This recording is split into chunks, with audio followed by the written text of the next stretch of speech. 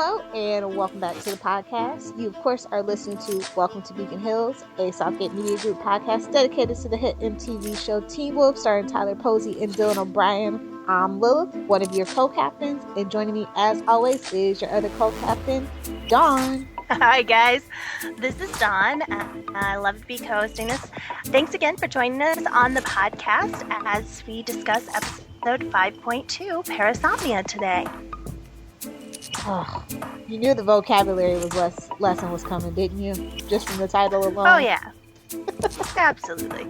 Let's be Teen Wolf without them trying to get that educational grant. Oh, yeah. I actually like this episode more than I like the pilot. I felt like we were finally getting into like the meat and potatoes of the season. You know, premieres have that duty of having exposition and also setting the tone for where we're going for the season. You can't fault it for that, but I definitely like, even though we're even more new kids, I still really like this episode a lot more. I had the exact opposite feeling about this episode. For me, most of this episode is pure filler, which surprises me with only 10 episodes in this part of the season. So for me, I felt like we were going backwards more into a season 4 type thing than what we were doing in the pilot, or not the pilot, but the premiere. I don't know, we got some good styles and stuff. There's really not any news except for, there's really not any news. I'm not really reading reviews this season. I'm going to try to, but it's just, I don't know. The reviewers are like, it's crazy. Like, one person will give it an F, then another person will give it an A, and then like comment, like there's like flame wars in the comment section. And I'm just like, nope. We used to be a nice fandom. I don't know what happened. Hopefully we'll settle down and I can enjoy the fandom part of Teen Wolf pretty soon. So let's just jump right in. We're talking about, of course, episode 502, Parasomnia. It was written by Jeff Davis, of course, and directed by Tim Andrews, another longtime collaborator on Teen Wolf. Semi-classic episode on the technical side, I guess you could say. Let's do the MTV press release for Teen Wolf, and then we'll do the real one. Styles is suspicious of a new classmate, and Lydia helps a student with night terrors. Yeah, that was the MTV one. And then the other one is Deaton warns Scott that someone may be trying to change the rules of their supernatural world. Styles investigates Theo, the new werewolf in town, as he's convinced that Theo is up to no good. Meanwhile, Lydia and Parrish try to help a girl named Tracy, who has been experiencing mysterious hallucinations. Tracy later wanders away from her house and into the lair of the Dread Doctors, who inject her with a serum that seemingly turns her into a werewolf. Or she was already one to begin with. Who knows at this point with the Dread Doctors, you know? We kind of had this really weird opening, and I was just like, wait, what's going on? But then, Lydia, Mrs. Martin shows up, and I'm like, okay, that's nice. And she has a new job title. Apparently, she is now the guidance counselor as well. I guess Deaton's sister's off being a druid, an evil druid or something. Yeah, I guess she can stay off on her new job path. I think she just followed Deucalion. I don't know what's going on. I don't care. I like having Lydia's mom around. It's extra money. Mm-hmm. So we won't have to hear about money. Yeah, so Tracy is having like these crazy visions of crows pecking at windows, and there's like the skylight banging in the rain. And Mrs. Martin is like, are you getting enough sleep? And I go, I know, because teenagers are so, like, this is a serious thing, though. Teenagers really are overstressed with this new high school academics and stuff. And, like, I'm a firm believer that high school should start at 9:30. Oh, I agree. So, yeah, they kind of touched on it. Maybe they should have went a little harder. But anyway, yeah, so she kind of starts explaining it. And they, of course, give us our vocabulary lesson. Parasomnia, which is a catch-all phrase. She says she doesn't remember, but then relays a story of one particular stormy night when she woke up to find the pecking crows. And then we see that Tracy has a silver leaf-shaped necklace hanging on her nightstand. Whatever that means. It just becomes important later on. Yeah, exactly. Oh, no, that's not foreshadowing at all. What, the panning on it? Zoom in, close up, pause. So after she's done talking with her, Tracy stands to leave, and then she begins to cough, and eventually she throws up the mysterious black goo and black feathers. And then she goes, "Is this a common part of anxiety?" That was like, very probably funny. Not. That was my favorite part of that scene. I was like, well, dude, it's Beacon Hills. It might be. Cut to Scott performing an intramuscular injection at the hind leg of a dog.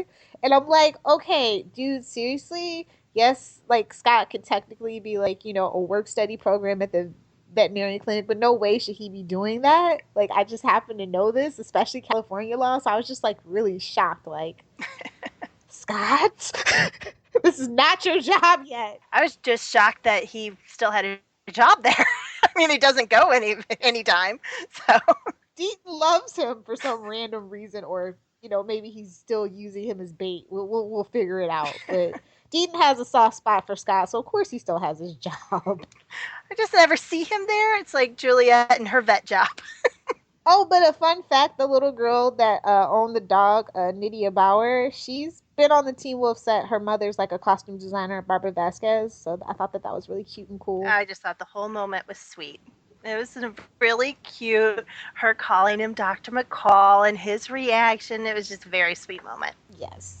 That was cute because like at the beginning of the season I was like we were kind of saying, oh, what could they do if they actually did do the 5-year jump and everybody came back from college. I was like, duh, Scott's gonna be running Deaton's clinic, and well, sure enough, here's a little foreshadowing for you guys. And Styles gonna be at the police station as a cop. Yep. He's gonna fire Parrish.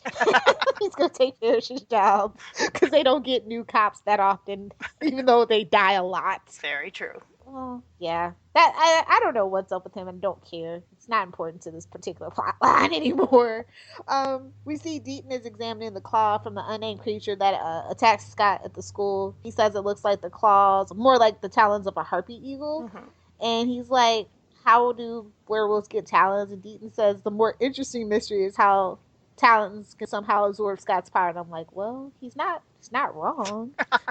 Scott never asks the right questions, though. He really doesn't. Cut to Styles, who's trying to convince his dad to investigate Theo. He says the boy's family left town when Theo was 9 or 10. And then they were talking about how his older sister got into an accident when he was 8. And then the sheriff doesn't see why he should investigate Theo just because he's a werewolf. And I'm like, dude, it's Beacon Hills. Listen to Styles, for the love of goodness. I just love the flying monkeys comment. Well, and that might be foreshadowing at this point. Who even knows? Styles says he senses something different about his father, but he can't figure out what it is. And then, he's like, we're going to do a full background on Theo's family, the Rakins. And I'm like, that is an awful ass name. But it gives Parrish something to do, so that's good. Can't he just be a background player? I don't feel like he, the thing with Lydia is really skeeving me out. So, now I just kind of want him, off to the side somewhere, only on the peripheral. Because I just don't like it. Well, I'm not a big fan of Parrish, so I have no problem with that. But I think that because he is so popular in the fandom, there's no way that's happening. Anyway, the background check was mostly fruitless, and then Styles explains, he's telling Malia as they arrive at school, he's like, I only found a speeding ticket. Mm-hmm. And he says speeders are trying to get away from something, but she's like, how many tickets would you have, Styles, if your father wasn't the sheriff? Good point. I'm like, Roscoe can't even go that fast with all that damn duct tape. Well, all I can say is that Styles is one very lucky boy, because in Missouri, he would have his license yanked well before this time. 17 speeding tickets?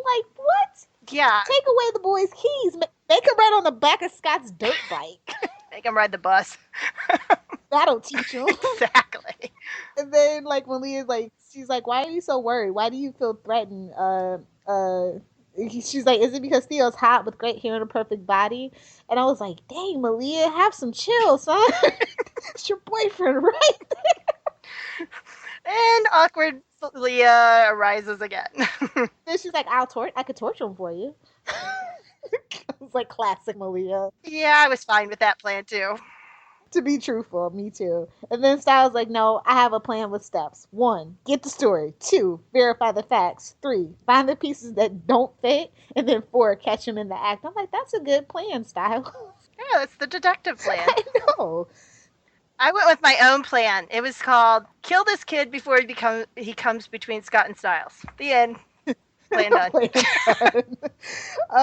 Theo arrives at school and then waves at Styles and Malie, and I'm like, what? He didn't ask for Scott for a ride on his dirt bike? He prime opportunity to get in some good quality time with Scott. Just saying. Like, dude, really? He's a senior getting dropped off by his parents? That in and of itself is suspicious. Like, he didn't tell them to drop him down the block or anything. Found out a little suspicious. I mean, if we're going to be suspicious. Scott arrives at school and he, of course, is joined by Kira. Cut to Mason, who has become obsessed with Berserkers from his season 4 experience with Lydia and the sheriff. So, I mean, let's just say that. Yeah, absolutely. If I had some skull guy coming after me, I'd be doing some massive research too. I'd spend $200 for that book. I know, right? Because apparently Mason's family is the only family in Beacon Hills that is not having money problems. He's the new Jackson. A little bit of Danny. All right. Except he's Danny. They do hybrid characters all the time. Liam seems annoyed and uncomfortable with his obsession, and he lies and says he's never seen anything like that. Then we cut to History Dad, aka Mr. Deckenmore's class. The only seat available is beside this chick named Hayden Romero, a girl Liam knows. I really didn't care enough about the subplot to learn who she was or why she was mad or anything else. I just wanted to fast forward. I don't know. Apparently she's like his grade school nemesis or whatever. And I was just like, ugh. What's up with these grade school people? This is too much for me. Obviously, he broke her little heart, and she was mad, and by the time we finish this season off, they'll be the new Scott and Allison.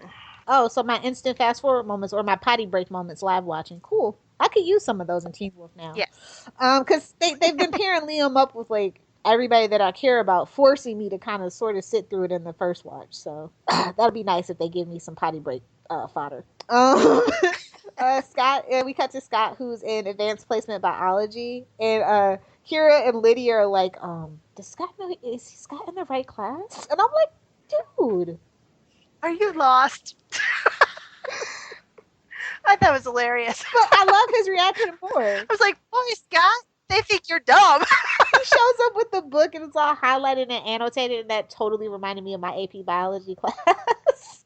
Except for then we had like 2 more sets of notebooks with other random notes from every other source you could pull. The teacher's name is Mrs. Finch, and that made me think of American Pie, although it was Finch, the guy. It wasn't Stifler's mom's name, but it just kind of made me think of that. And then she's like starts asking them questions, and then like she's like, okay, I'm gonna give you guys a test to make sure that you guys are in the right class. And she asked Scott what college he wants, what's his number 1 pick, and it's UC Davis. And I was just like, oh, okay, he's thought about this. That's good. He doesn't just want to follow Kira off like it's Felicity or something. The TV show, not the lady from Arrow. Oh, Theo, of course, is in that class, too. Of course. Styles scoops up Scott to question Theo to have an awkward locker room scene. Yes, they did. Bingo card. Yep. Cut to Mason, who is talking to Liam about his supernatural experience. He says he doesn't believe it all, but people around them seem to know things. And then he's like, Lydia knows things. And I'm like, barely. Which makes him the smartest guy in the room, because he finally figured out that Lydia is useful. She barely knows what's going on. They barely keep her in the loop, but she is a supernatural creature. So score some points for Mason. Then he's like, you should be thinking about other things like the soccer team and how it's warm out, and they'll probably be practicing with their shirts off. And I'm like, that was so gross and unnecessary. Like, okay, yes, your character is gay, but you don't have to like just be so blatant and just like there's more. There should be more to your character than the fact that he's gay. That's all that I'm saying. Well, the simple fact is that he's talking about things that ended up being a life or death situation for him last season. Is he really going to just be distracted by hot guys in a shirt? Exactly. Really? Because I'd be more like, I want some answers now. So that felt really unnecessary for me, and I was just like, okay, that's making that more negative points on Liam's little score sheet here. Oh, then Lydia catches up with the girl from the beginning of the episode, Tracy. She's been having this weird thing, and she's like at her locker, and it's all kinds of weird hallucinations that aren't really hallucinations. One of the doctors that happens to be the one that's called the surgeon climbs out, and it's like crawling along the locker, And she tries to convince herself that there's nothing there, but the creature keeps coming. That's when we hear Lydia calling her name, and then the doctor kind of goes away. And then Lydia's like, just like out of nowhere. And I'm like, so weird that Lydia just takes this interest in her. I'm like, this cannot be good. I think it's her banshee senses. That's what I'm going with, at least. Or the fact that she's seen this girl freaking out at her locker, and Lydia has also been in that situation. Several times. So she's empathetic. Yeah. Yeah. I was hoping maybe, like, even, like, I was just a quick hope that maybe it was another banshee, but of course not. I just like the idea that Lydia might have another friend. Yeah, she'll be aware of wealth that's being controlled by someone else, but hey, Lydia can use a friend at this point. I guess. Oh my god. So in this most super awkward moment when I was watching live, you know how Theo was skateboarding in the swimming pool? I swear I thought it was a Converse commercial for like the first 15 seconds. And I was like, oh, this is the thing? I didn't realize it was Teen Wolf. I was like, did Rob Dyrdek get a new show? What? I didn't realize it was Teen Wolf. I wasn't really paying attention to, like, oh, I know that voice. I was in the middle of tweeting a... Yeah. He's like starts explaining that, you know, this alpha werewolf bit him on the same side where Peter bit Scott, and by the time that he figured out what was going on, that alpha that bit him had been killed by the two betas who were twins. Oh. Yeah, alpha twin reference again. I know. So I was just like, okay, whatever, dude. I don't believe the story now. I just totally don't believe the story. I don't believe the story either, because in 3A it clearly said that the Alpha Twins had to kill everyone in their pack, just like everybody else who was in the Alpha Pack. And so I would presume that the person who the Alpha bit would be considered in their pack. Maybe not, but... I don't think... In Teen Wolf, everything is... like, very few things are actually connected outside of a separate season. Do you know what I mean? So, like, they'll reference it casually, but nothing this blatant. So it definitely totally just seems really fishy to me. Styles rolls his eyes. I love it. Because I was doing the same thing. And there's a great shot of Theo on one side, Scott on the other side, and Styles in the middle. Just down the row of the lockers. It's a great visual of pretty much what the whole scene is. Theo trying to get Scott and Styles standing in the middle. Oh, bless Styles. So then Theo whines about some crappy, you know, 4th grade situation where he forgot his inhaler, and Scott told him what it'd be like when he went to the emergency room. I'm just like, yawn. Which actually was a good plan on his part, because Styles is questioning Theo being Theo. And so he pulls up a story that presumably only Theo would know. So now the question is, are we really still questioning whether Theo's Theo, or if we're just questioning whether Theo went evil? I never really thought that Theo wasn't Theo, just he's shady and up the thing. Yes. God, Styles seemed to hint that he was not Theo at all. I mean, I think that's the reason why he told that lame story that took up all that time. But I don't know, like, at least Theo appears to be a little smarter than the average werewolf. At this point. Oh, so yeah. I like that. I like a smart villain. So there we go. So then Scott and Styles get into it about, you know, how Scott says they have to give people the benefit of the doubt sometimes. And then Styles is basically like, no, we don't. And he's like, I can't trust... Is this... Basically, he says, no, we can't trust him because I've got a feeling about it. And Scott goes, well, you're not Lydia. Lydia's psychic. He's like, and she's I'm like, a banshee. Really? Yeah. That's... And I'm like, well, first off, we don't know what a banshee is still in Teen Wolf. We haven't really gotten any clue. Luckily, Lydia seems to have a bit more of a clue based on the premiere, but we really don't know if banshees have any psychic powers, period. It kind of seems like it. It seems like it, but then if it is true that banshees have psychic powers, what is y'all excuses for not listening to Lydia, period? Because she did come off a little crazy. I mean, she was running around naked in the woods before they knew what was going on with her. So 2 years before. I'm just saying, you know, she's never really kind of recovered after that incident, honestly. I don't know. She always kind of has a little crazed look, if you ask me. But Lydia is the smartest person in the room, and just that alone, they should listen to her. Supernatural stuff aside. Speaking of that, Lydia and her mother are discussing Tracy, who is like randomly eavesdropping outside the classroom. And she's like, yeah, the girl's suffering from a sleep disorder. But Lydia's like, I think something more is going on. I mean, she did cough up feathers, Mom. Yeah, that was the lamest excuse I've ever heard. So really, you're going to go with black goo feathers and you get with eating a pillow out of that. Where did the goo come from if this is, feather eating?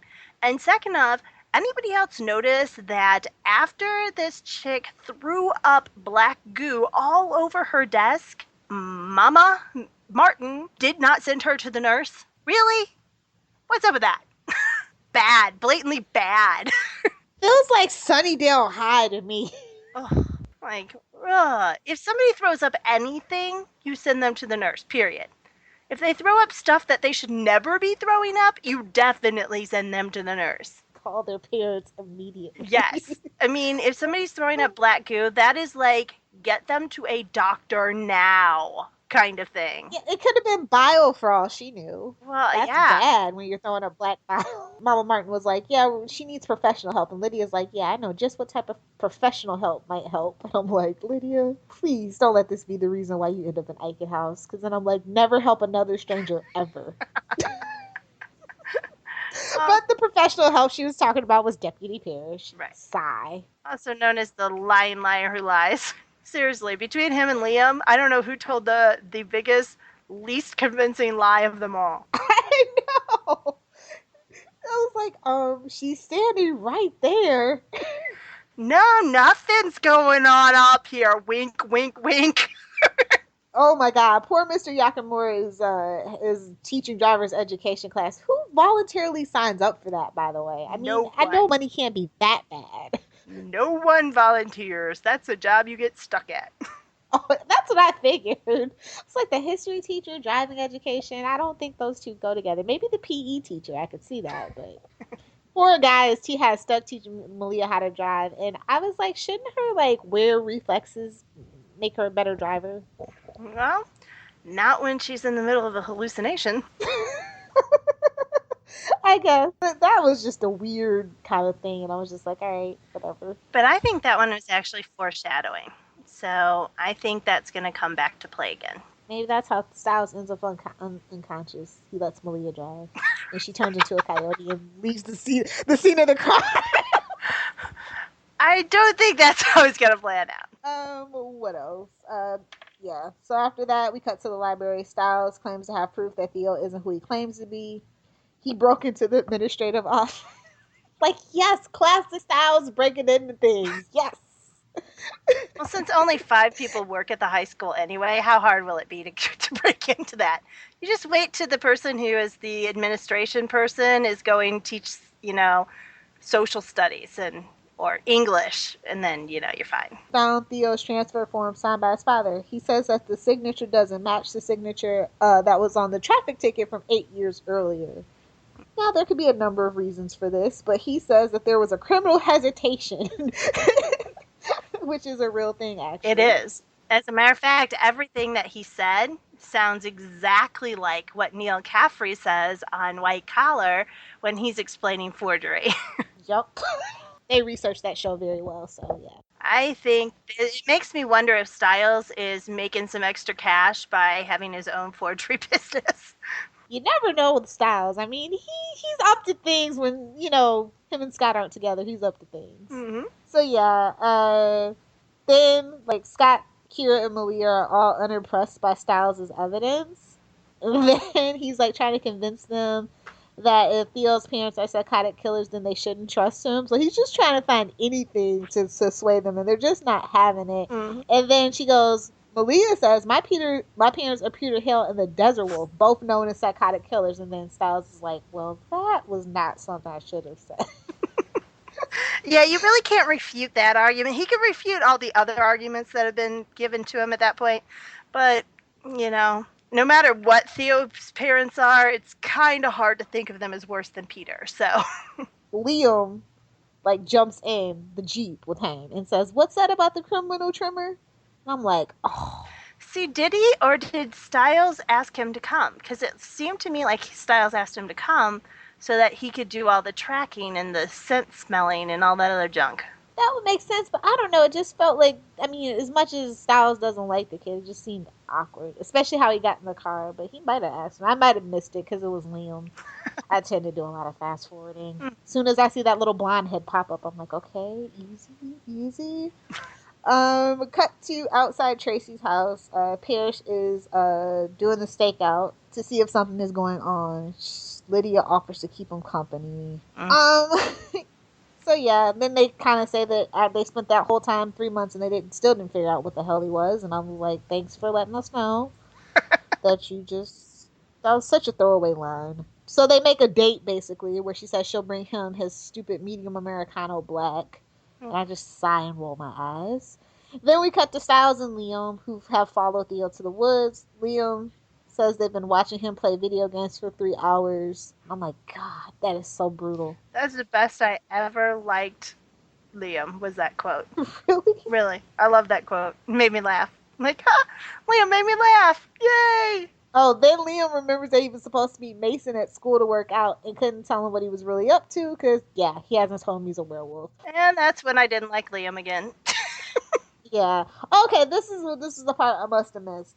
This is when Styles says he and Scott already gave them permission to tell Mason that he'd already seen, that since he'd already seen Sheriff Stilinski blow up a berserker with a landmine. Liam's like, it's not that easy. He's like, it's always better when they know, yet they always lie to everybody for the most part until very recently. Exactly. So I'm hoping they're taking their own advice. For me, the problem with this scene is that they're very clearly on a mission to tail this kid and find out what's up with him. And Liam stops in the middle of this mission to whine about his relationship with his best friend. And then he starts yelling out questions. Just yelling out questions. I'm like, okay, do you not know what tailing somebody means? Not to mention that it's a werewolf they're trailing that power should work. Yeah. Well, they are like making more noise. I swear, a group of first graders could tail someone more quietly than these two. Stop. Just stop right now. First off, I don't want to hear about Liam emo angsting about anything ever again. You've had your time. It was called season 4. Get over it. And then it's like, he starts yelling questions to Styles, who goes 20 steps and stops because Theo is there. To make matters even worse, Liam falls in a hole again, but then he also gets out again. Yeah, exactly. And then, of course, what do we see partially buried in the mud? A silver-shaped necklace. They catch up to Leo and find him casting a single lily off a bridge into the water below. Sal has Liam use his ability to determine emotions from scent, those stupid chemo signals that we keep talking about. And it turns out that Theo is actually grieving, supposedly, allegedly. Styles realizes this is where Theo's sister, who got lost in the woods, died of exposure. Now, do you think it's Styles and Scott's fault that she died, maybe, and this is all just a big revenge plot? Can't be, because it was 4th grade. Speaking Hills, you never know what the kids get up to. What kids are... No, doesn't have anything to do with that. I do think that there is a slight 1/100th of a chance that this whole thing is going to end up that Theo is trying, these steampunk scientists tell them that they can bring his sister back or whatever, and that Theo's doing everything he's doing for his sister, and therefore giving him a little tiny itty bitty chance of a redemption arc. Personally, I hope they just stays evil. So then Liam and Styles and Liam kind of retreat, but then Theo catches up to him, and they figure it all out. And then Theo's like, "What do you want? A DNA sample?" And Styles is like, "I would, but I don't have one from 4th grade to compare it to." And I'm like, that's so funny. Styles the detective. He wasn't quite Nancy Drew it back in 4th grade, but he is on you now. Then we cut to Tracy's dad, who's hammering boards over the skylight. He says he has to meet a client at the courthouse. And I'm like, most of these Beacon Hills parents are so damn neglectful. Tracy turns out the light and goes to sleep. And of course, the leaf necklace is no longer on her nightstand. Oh, Scott finally catches up to Liam and Styles at the Jeep. And then it's like, oh, I know what you guys are doing. And then it's like Theo was paying respects to his dead sister, huh? And he's like, yeah. And then Styles is just trying to like totally just get past this or whatever, but the Jeep won't start because of the electrical system. Or maybe it's the alternator, we don't know. Then Styles. Or maybe it's the weird electrical stuff that's going on in Beacon Hills. Or maybe it's a plot device. Plot device. Styles asks him to get in the driver's seat while he checks under the hood. And then Scott and Styles argue, with Styles becoming more and more frustrated by the engine trouble and the conversation. I don't blame you. Scott is a dodo bird sometimes. Scott points out that Styles hasn't trusted many of their friends at one time or another, and he starts to mention Derek. And I go, honestly, though, Derek was shady as hell. And he was not a good guy at the beginning. He really was. I mean, he is part of the reason why they had so many problems. Season 2, yep, that was on Derek. I don't remember Styles having a problem with Kira, though. And he talked about Kira, but I didn't remember that. So I have to go back and see that again. It was more like, she seemed odd. And, like, she was, like, remember she had that weird crush and she did all that research for them? That would seem a little creepy. Stalkery, yeah. Then Styles says, hey, I was right about Peter. And Styles says Scott probably still thinks there's something in Peter that can be saved. And I'm like, Scott says that it may be true. And I just wanted to, like, literally jump through the TV and strangle the hell out of him. I am probably the biggest Peter fan around. I love Peter. I love Peter's snark. But even I know there is no redemption arc coming for that man. I mean, that was the craziest thing that Teen Wolf has written in a while. So I was just like, no, Scott, stop it. Please. I know you're supposed to be the goody-goody two-shoes, but even you have to admit there's nothing redeemable about Peter. And if you can't do that, you are going to be lunch. I think they need a particle accelerator to house all these Frankenwolves and whatnot for this season. Then the argument comes to a head when Scott, a very calm Scott, asks a very angry Styles why he can't trust anyone. And this is when Styles replies, it's because Scott trusts too much. And then he slams his fist and hurts his hand. And I don't know, man. Scott takes his hand and draws out the pain, and then the Jeep suddenly starts. So yes, it was a plot device. Or maybe it's residual Nigatsuni energy. Who knows at this point? Powers happen when you're emotionally out of control. So just throwing that out there. Well, I don't think he was out of control when he was on the road originally, but that's when the cell phones went out too. So who knows? Yeah. Oh, do we have to talk about Parrish and the stakeout? Because I was like, you are so useless. Like, why are you even around? Like, she was right behind you. You don't have peripheral vision? Yeah, it was terrible. He should just be on the following period. Back to desk duty, dude. You do not deserve to be. You're demoted in your free time. Yeah, so that was a fail. And then we cut to Liam, who is out of breath because apparently he ran. Mason's already done with his workout and he's angry. And then Liam is about to tell his friend the truth. And then a black dingo, didn't look like a wolf to me at all, I'm sorry, shows up in the parking lot. Chases the boys through the school until Liam turns and growls at it. And then Mason looks at his werewolf face and Mason's like, oh, you're a werewolf. Cool. He becomes Danny 2.0 officially. Ugh. The black dingo runs through the woods, stops on the bridge, and transforms into Theo, who is running naked through the woods. What happens after that? We still have stuff to talk about after this? Yeah, we do. Scott and Kira are making out in his bedroom despite a huge test that is looming, and Scott wants to be a veterinarian and get into a good school. Why would you expect him to start studying now?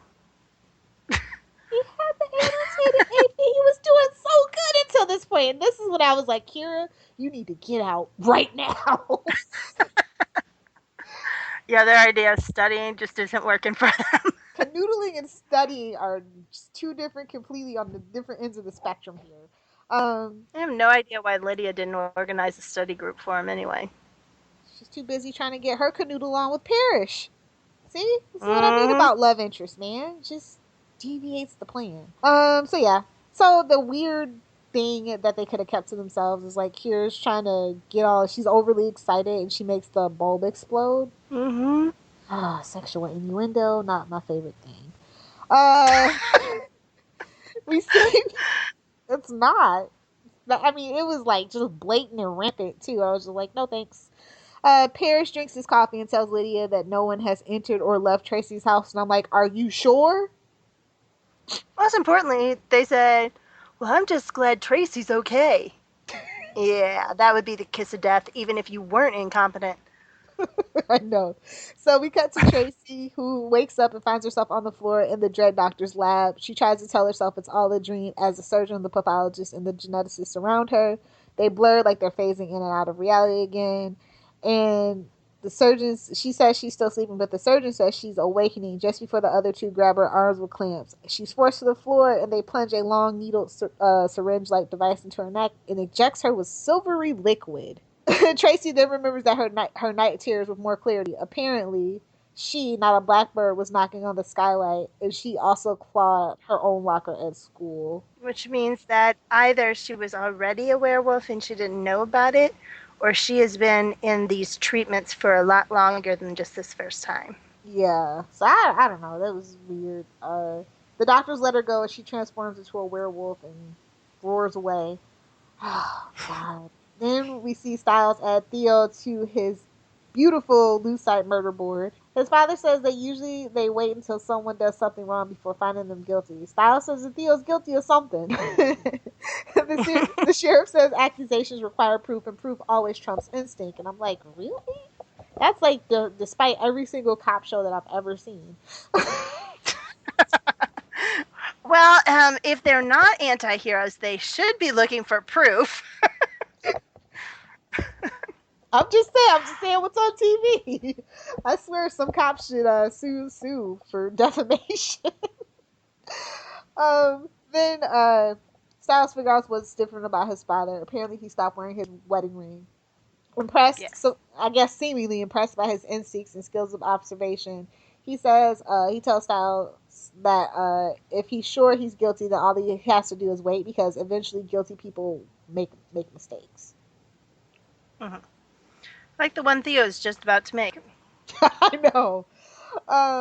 So yeah, then we see Styles copies of the two different signatures, and then we cut to Theo, who confronts. Yeah, we see Theo confronting his quote unquote parents about the two different signatures.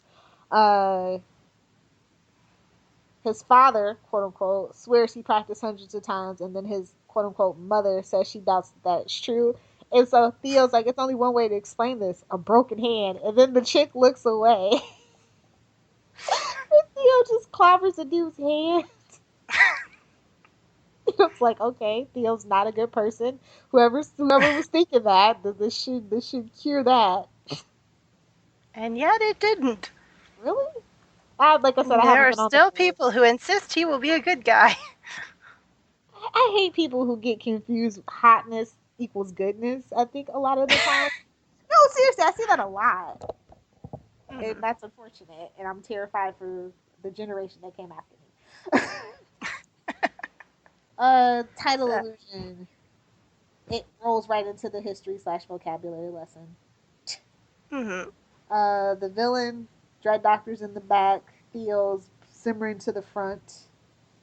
Mm-hmm. And I think that what's Tracy. Yeah, she's just kind of caught in the middle. Mm-hmm. New creature, zombie werewolf.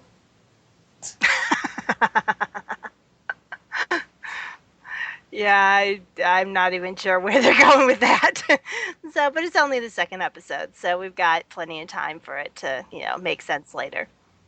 Yeah, definitely. Any callbacks that you noticed? Lots of parallels. Scott, who's back at his vet job, which he has not been at for months and months and months. Mason learning the truth and his reaction being exactly like Danny's, kind of like an, oh yeah, kind of already knew that. Moving on. And that will definitely put Mason as part of the pack, for better or worse. And then Parrish not seeing Tracy because he's distracted by a text from Lydia is exactly like Allison and Scott getting their groove on in the car when they're supposed to be guarding Jackson, and then Jackson the Kanema just walks right out of the police van because they're canoodling. So that was not a good comparison, but it was there. So those are just the things that reminded me of stuff that happened in other episodes. Let's get into character analysis, I guess. Mason knows he's not angry. I'm angry for him. Mm-hmm. Really, the only character analysis we get is the starting of the breakdown between Scott and Stiles. Because, and of course, Tracy. Tracy being a huge plot point. But other than that, Lydia's not getting enhanced. Parrish is getting worse. You know, Malia was comic relief. Kira was comic relief. So the only people who really had character development was Scott and Stiles, and that was in the tearing apart of the fracturing of their relationship. We definitely learned that Theo's not a good guy, and I like that. I like that they didn't leave that in the air for too long. That is true. I kind of wish they had, because Theo's not inherently an interesting character. So the mystery behind him, I guess now, for me, what it is now the audience has zero question that Stiles is right. So the conflict between Scott and Stiles comes down to Stiles is right and Scott's stupid for not believing him. Well, isn't that every season at some point? But if they had not shown that last 30 seconds, there would still be I guess, valid reason for some people to believe that Theo was not evil, and then at least the conflict between Scott and Stiles would still be a little gray. Now it's not gray at all. Scott's too gullible, and Stiles is trying to protect him, which doesn't put Scott in a good light. I mean, it's a classic Sam and Dean situation to me. So I mean, I guess I'm just kind of used to it. It's par for the course on TV relationships like that. So well, Stiles is going to be right because Stiles is right. Lydia's also right. So if those two say anything, just go with it. That's what we know basically as fans.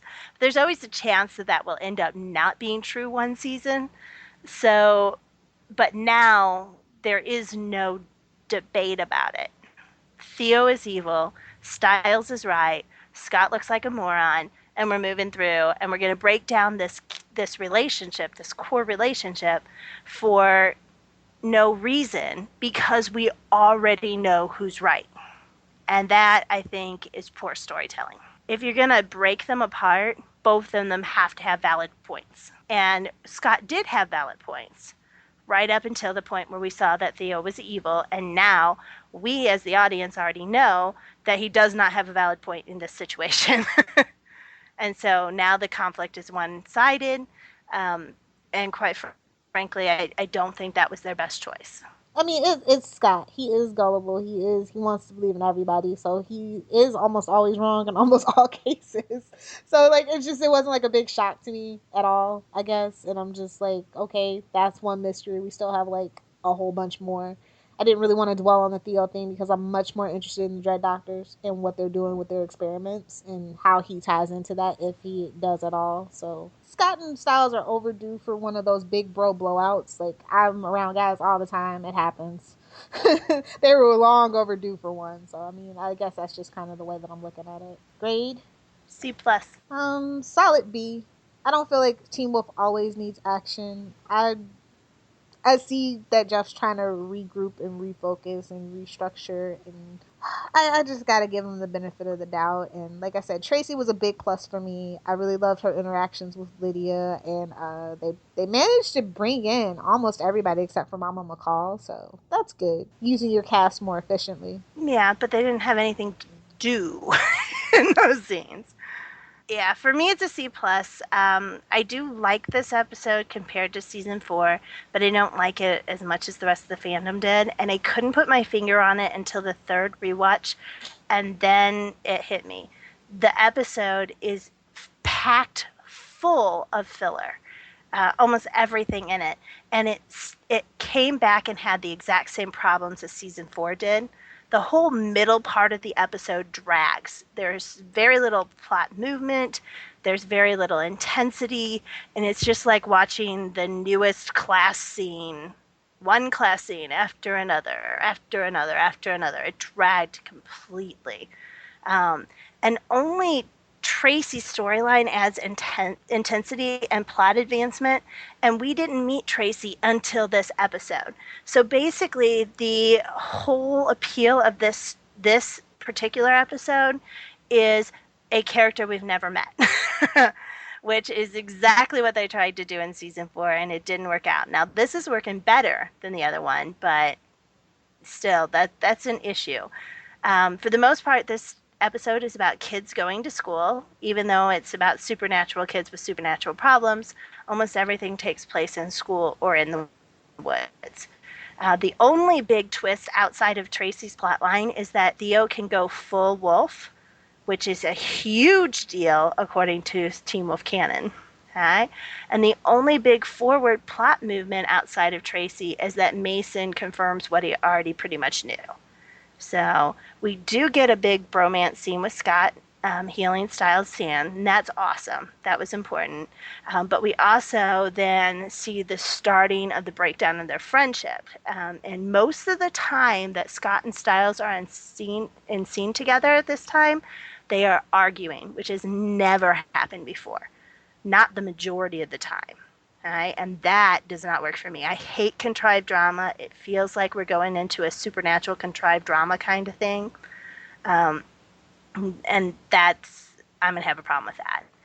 Also, like in season 4, there is an overabundance of Liam and Mason. If you put in Liam and Mason's screen time, they get as much screen time as Scott and Styles do. And that's not going to work. And I really think that the first time that I watched this, because it was the day after the premiere, and I was riding high from the premiere, I kind of glossed over some of the issues of it. But by the time I watched it the third time, it had lost its glow for me. So I thought that Malia's driving scene was cute. I also think that there is a lot more meaning to it than people are taking it as. I don't think it's a post-traumatic stress kind of thing. I think it is a Lydia-induced vision, and I think it has everything to do with Lydia's mom's speech at the cold open. So I think that we are going to see each of these supernatural characters, and even some of the non-supernatural characters, having visions throughout this time, and I think it's all going to come back to Lydia.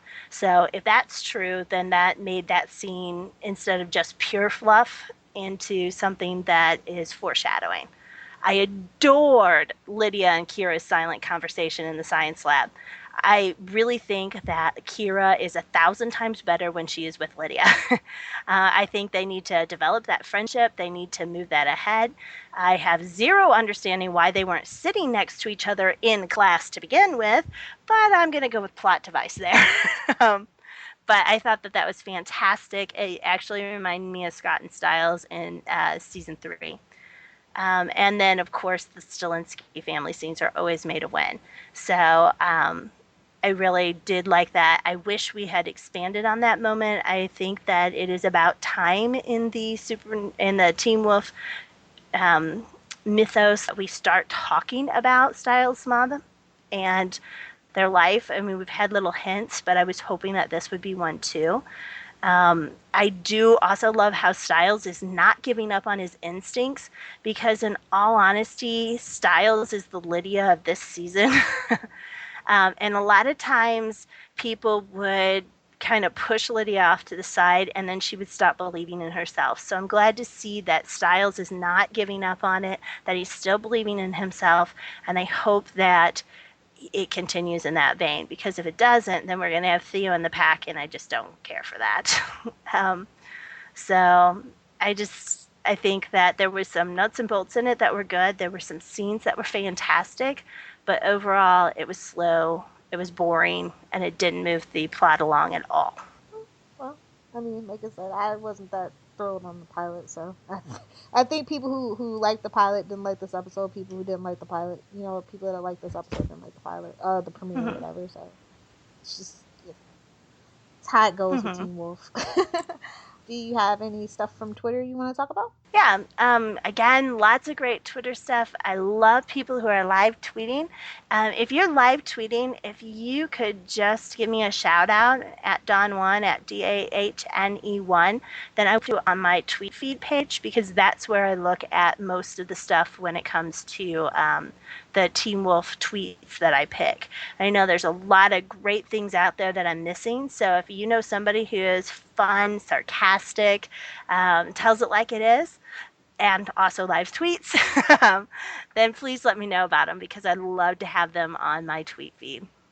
The best one for me by far is the best, not just because of what it's saying, but because they pulled one of my favorite moments of all time in Teen Wolf in it.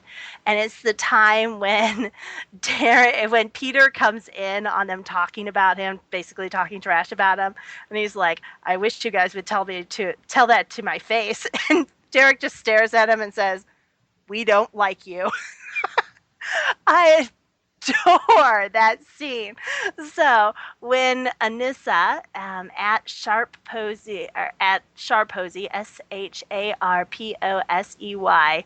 she tweeted out that picture and then she said, the whole fandom to Theo. It's like, yep, we don't like you. Go away. So that was my favorite one of the night. I also liked at Tony Interrupted. That's TONI Interrupted. She's one of my favorite people to live tweet with. And she said, I'd be glad Tracy's okay too, if I knew who she was. That for me is a clear problem with the show. And I'm glad somebody else was sarcastic about it. At Mackenzie EXO, she said, if there's anything you can count on in Teen Wolf, it's that the school doors are going to be unlocked. I was like, absolutely. Mary Marino, who also is one of my favorite people to live tweet with, also she wins bingo almost every week, so we need to get some competition in there for her. She said, wait, hold the phone. Scott is studying? What is going on with the world? So I like that one too. And then Amber King, who is at _landing, said exactly what I was feeling. Pretty sure even if he didn't have werewolf hearing, he could still hear you guys. Totally agree.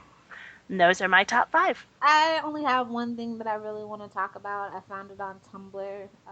It was really cool fan art of Scott and Styles in the Jeep and like it had the moon from you remember like the scene from the premiere or whatever where they're sitting in the Jeep talking and then there's a big moon behind them. They did a fan art scene of that. And their names are oh yeah FY Teen Wolf McCall Pack. FY stands for, if you're on Tumblr, you know what that stands for. So yeah. I totally forgot. Even if you're not on Tumblr, you may be able to figure that one out yourself. Well, it's just like a popular Tumblr thing. Like when every single freaking URL has been taken, you just try it out, and if it works, it works. I totally understand why you have to go that route sometimes. Anyway, so yeah, I really dug that fan art. That's pretty much it. I didn't really live tweet too much this particular episode. It was 9 o'clock. It was just felt weird. I was all off. It was a little odd watching Teen Wolf when it's still light out. I know, right? It was really kind of. And the ratings showed that too, because obviously people weren't used to being on that early. I had people on Twitter that were like, "Man, I missed it. What's up with this?" So it was a little odd. I know they show up in streams. Yeah. I don't think that Teen Wolf can act like no offense to Teen Wolf, and I mean this is in a very neutral way. I just don't think it's a launching pad because it's on at 10 and they want to put all their shows on at 10. So when you take it on a different day and a different time, like what are you expecting? Yeah. Well, they shared the same demo, so people who were to watch Teen Wolf, I guess stuck around for Scream. For the most part, the demo stuck around. The viewers didn't. Yeah. So yeah, let's talk about the MVP of the episode. For me, it is Tracy's storyline.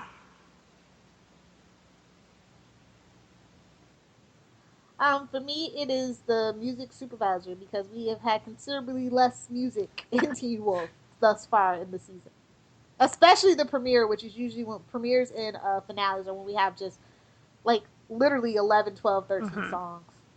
And I just really appreciate that they've toned that down. I would say that they had a very good 2 or 3 very good song to sing choices in this one as well.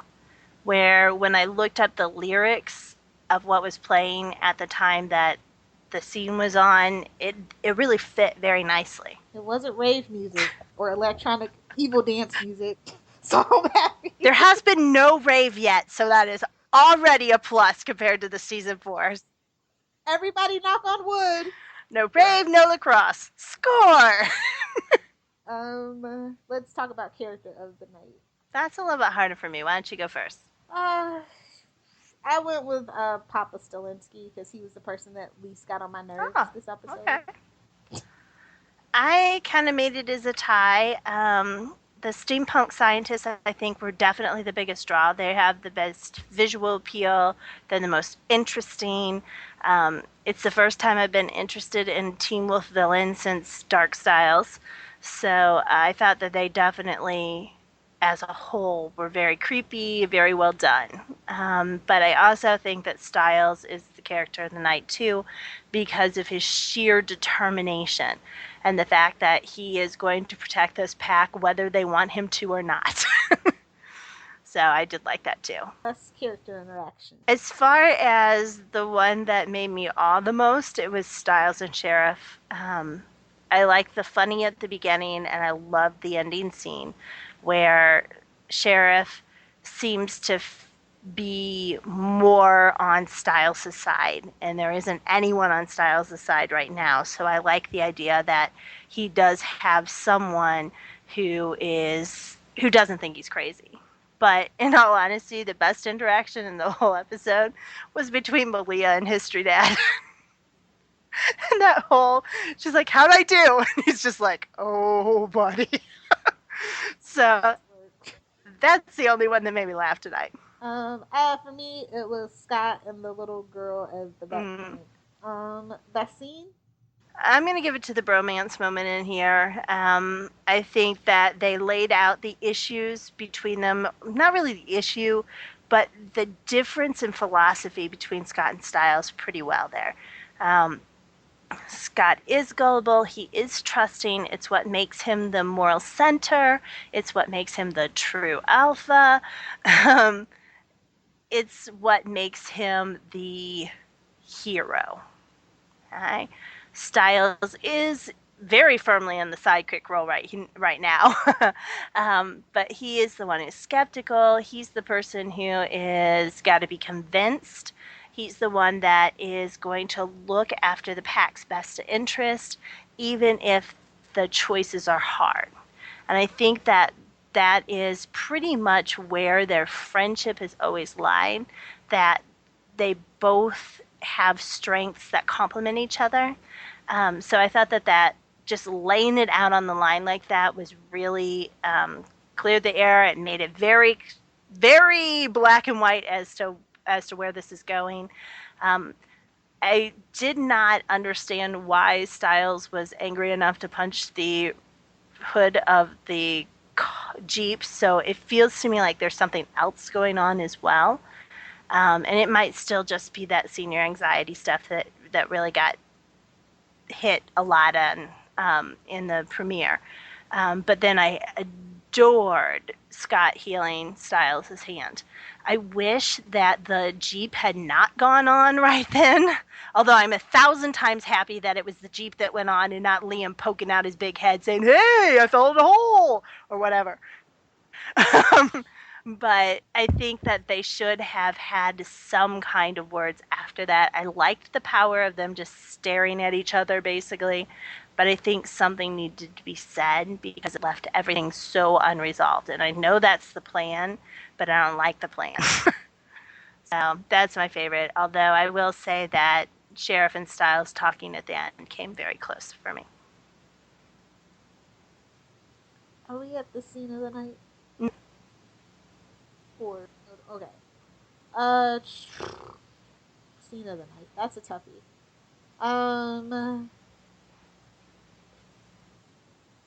I know I make fun of it, but I just like Tracy slipping off in the middle. I like the whole thing where it's revealed that Tracy wasn't a dream. From her slipping off past Parrish to the whole thing. I really like that. If they're gonna get me creepy, at least they did really good with the ambiance and the lighting and everything. So. I do honestly think that Tracy is the thing that worked best in this episode, so I totally see that. Notable quotable is what I should have said. Okay. I have 7. All right. My first one is Styles' dad. This kid is a werewolf. Sheriff, your best friend is a werewolf. You're dating a were-coyote. I still don't know what Kira is supposed to be. Neither do any of the rest of us, so just, you're fine there, Sheriff. When the flying monkeys come soaring through this station, you will have my undivided attention. Until then, just go to school. I loved it. It was funny. It was classic Sheriff. They're both overwhelmed. It was just fun. The second one is the key, obviously, quote, which is Scott, why can't you trust anyone? Styles, because you trust everyone. The third one, surprising, this is the shock for me. It's Liam. We just spent 3 hours watching this dude play video games in his bedroom. You better be out here covering up a mass murder. I was just cracked up. I couldn't believe anything that Liam said made me laugh so much. So that was fantastic. Number 4, correct me up also. Malia, how'd I do? History dad. There's room for improvement. Yeah, that might be the understatement of the year. 5 actually goes to Mason. And it was, I was attacked by an armor-plated giant wearing a bear skull. It left an impression. And for me, there's just so much variety in this one for me. Number 6 and 7 are going to basically be Styles, though. Yes, okay, we followed him out here. What do you want me to say? That I'm a stalker? That I'm crazy? Totally paranoid? None of this is new information. Scott, you're not even going to try to at least give him the benefit of the doubt? Styles, I give people the benefit. I've given a lot of benefit to a lot of people. Scott, like Derek, Kira, Liam. Styles, I was right about Peter. You know, I bet you still think that there's something about him that can be saved. Scott, maybe. Oh, buddy, please. Just sad. And then number 7, Styles, I got it. That's something different. I know what it is. Sheriff, okay? Styles, you're not wearing your wedding ring anymore. And then there's that whole long pause where I think that Sheriff is going to open his mouth and talk about Claudia, and then he says, you sure this kid's guilty? Styles, absolutely. Sheriff, then all you have to do is wait. If they're really guilty, eventually they make a mistake. They always make a mistake. And I just thought that was very touching that he is supporting his child. And those are my favorites. I did like Deaton basically setting up, reinforcing what the premiere was telling us, though, when he was telling Scott, you know, maybe somebody is trying to change those rules of the supernatural world. Because I think that's a pretty interesting concept to go with. But I just wish we would have known all the essential rules of werewolfery before we went down this road. I believe the word I was looking for was lycanthropy, but whatever. Werewolfery is much better. I work with that. Yeah, that's awesome. Do you have any other miscellaneous awards? My most memorable moment one is completely shocking because it's Liam. Liam in small doses was really good in this episode, and then they screwed it up no more than 30 seconds afterwards each time. But my most memorable moment was Liam stepping in front of Styles and giving that throat growl when Theo comes near. I love that protective streak. I love that it's not just about Scott and Liam for Liam. It's about Scott's whole pack for Liam. So I thought that was a great moment for him. And I think that if they had left it at that point, I would have liked this episode better. But then they had to go super special snowflake him again. And then I just wanted him to die. So, but I thought that was fantastic. What was your memorable moment? It's where they're sitting in the library. Like, it just brings me right back to the parts that I did like about certain seasons with Matt and all that stuff. And, they're researching and they're talking about, Styles thinking somebody's evil. And I was just like, oh, that's so funny. And he's like, you know what? I don't need any of this. I'm out of here. I'm right. I know I'm right. I'm going to go prove it. Classic Styles. He gave him the eye twitch thing, too, which is always great. I'm glad they're getting some extra use out of this library set now, too. Because it's a totally different library than it was in, what was it, season 1, season 2, when they were all in detention, but season did it 2? get burned down or something? Maybe it did.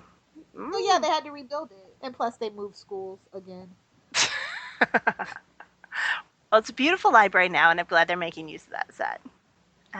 As far as my miscellaneous awards go, my first one is the Kinda Knew All of That award. When Deaton says, I'm starting to wonder if the rules to our supernatural world aren't as rigid as I once thought, or maybe someone's trying to change those rules. I was like, duh. You know those people trying to change those rules? They're called the writers, and they've been doing it for 4 years. There are no rules in Teen Wolf. It's pretty much a free-for-all, whatever you want to do. 2, most likely to go bankrupt. The company that makes the hiring now signs, given that 5 people run the entire school, and we all know Melissa does every single job at that hospital. Let's see. And then I'm going to go with, I think I've picked on poor Liam enough, so I'll go with something different. The biggest sign of budget cuts. Instead of watching Theo transform from wolf to human, there's a nice tree that blocks the way so they don't have to CGI it. Whatever they spent on all these new people has obviously cut into the budget again.